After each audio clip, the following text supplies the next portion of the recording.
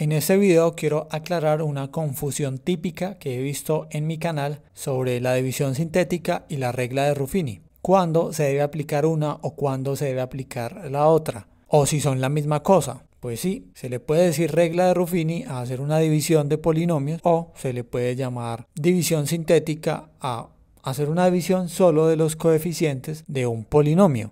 Pero leyendo Wikipedia vemos que nos dice que Ruffini es un caso especial de la división sintética de siempre, la división entre polinomios. Aquí tenemos la definición de lo que es una regla de Ruffini. Así que lo que importa es para qué sirve básicamente. Bien, entonces la pregunta es cuándo aplicamos esta división clásica. Pues cuando tengamos algo como esto. Esto que tenemos aquí básicamente son dos polinomios, uno de grado 3 y uno de grado 2, que se están dividiendo. Esta función tiene la particularidad de que el numerador es de grado mayor que el denominador. Pero de igual forma se puede hacer una división como estas. Yo puedo hacer una división de x al cuadrado o de x al cubo según sea el caso. Esta división se hace con el fin de hallar las soluciones a esta función racional impropia. De la misma forma en que usamos Ruffini, que ya habíamos quedado que lo podemos llamar división sintética, pero en este caso no lo dividimos entre lo que tenemos en el denominador, sino entre el término independiente. En ambos casos con el fin de hallar las soluciones de, en este caso, un polinomio y en este caso una función racional.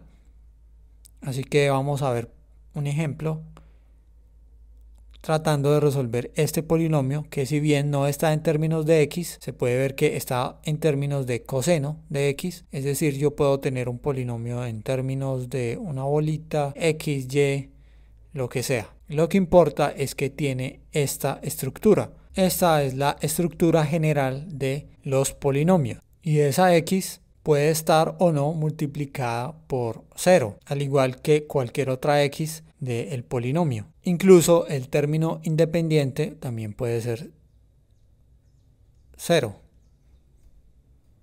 Y en este caso no tenemos que aplicar esta regla de Ruffini, porque si no tenemos este 2, pues es evidente que podemos factorizar el coseno, y si lo hacen pueden ver que es fácil despejar y encontrar las soluciones usando factorización de este polinomio. Pero en este caso sí que tenemos un término independiente. Y la regla de Ruffini nos dice que para encontrar las raíces, ceros o soluciones de este polinomio basta con escribir los coeficientes y encontrar qué divisores me hacen 0 aquí al final. Si encontramos, por ejemplo, un conjunto de divisores del término independiente, puede ser menos 1 más 1, porque 2 está dividido entre menos 1 y más 1, pero también está dividido entre menos 2 y 2. Pero también podrían ser números no enteros. El hecho es que se recomienda probar los divisores enteros de ese término independiente. Vamos a empezar probando por 1, por ejemplo. Este número siempre lo bajamos. 6 por 1 tenemos 6 y esta suma nos da 13. 13 por 1, 13 menos 9, esto nos da 4. 4 por 1, 4, más 2 son 6. Y aquí no nos da un 0, es decir, 1 no es el número que buscamos, no es la solución de este polinomio.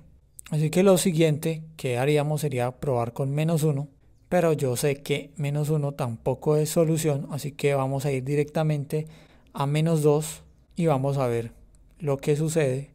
Al multiplicar 6 por menos 2 nos da menos 12, negativo obviamente. Ahora menos 12 más 7, esto nos da menos 5.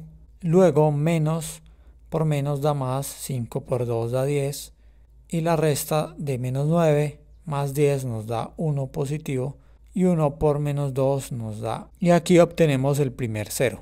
Es decir, la primera solución de este polinomio, y esa primera solución la escribimos como lo que estamos buscando es soluciones para el coseno de x, así que lo más importante siempre es escribir con el signo contrario el número que hayamos encontrado. En este caso, si es menos 2, pues hay que multiplicarlo por un menos, y como este polinomio es de grado 3 y el teorema fundamental del álgebra nos dice que un polinomio de grado 3 debe tener 3 soluciones. Lo que sucede es que si tenemos conocimiento de matemáticas básicas, no siempre hallamos las soluciones completas de un polinomio porque es posible que algunas de esas soluciones estén dentro de los números complejos. Lo que obviamente esperamos es hallar otra solución aquí, no sabemos si con signo más o menos, pero debemos hallar 2 soluciones más. Así que la siguiente solución pueden ensayar usando un medio, pero no lo voy a hacer, lo voy a dejar aquí. Simplemente les digo que si efectúan esta división usando un medio, pues van a llegar a 0.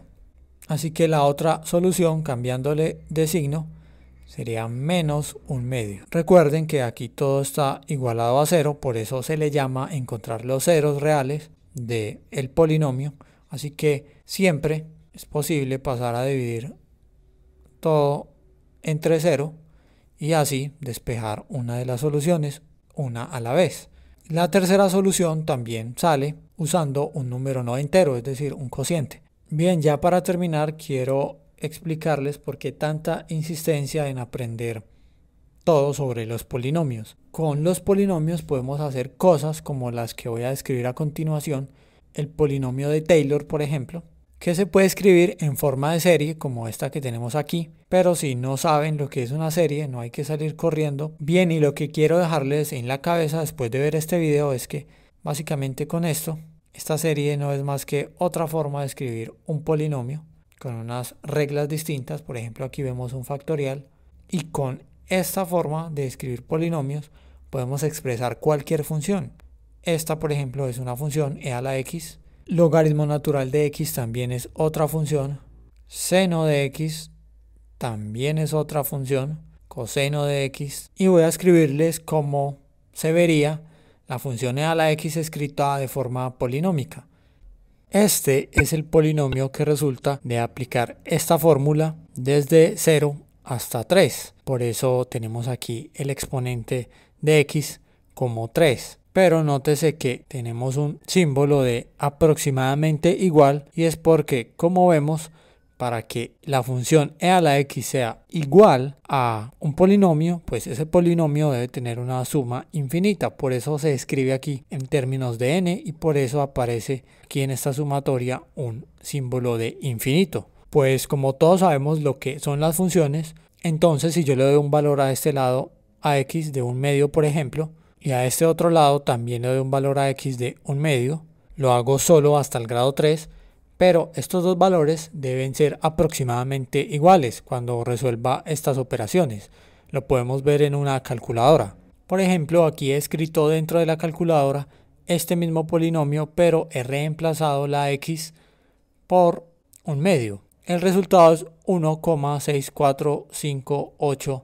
Y ahora queremos evaluar e a la un medio y el resultado es muy parecido. E está un poco por encima del polinomio, pero vemos que si aumentamos el grado de ese polinomio, por ejemplo x a la 4 o x a la 5, pues debería ser más exacto el valor. Esto que estamos haciendo aquí también se puede ver de forma gráfica y podemos ver en una graficadora que el polinomio, que está pintado de verde y tiene una forma como de S, y si dibujamos la función e a la x, si dibujamos las dos al mismo tiempo, vemos que coinciden casi perfectamente, al menos entre 0 y 1, pero es cuestión de aumentar el grado del polinomio si queremos ver con más exactitud. Por ejemplo, si elimino partes del polinomio, vemos que se desaproxima cada vez más.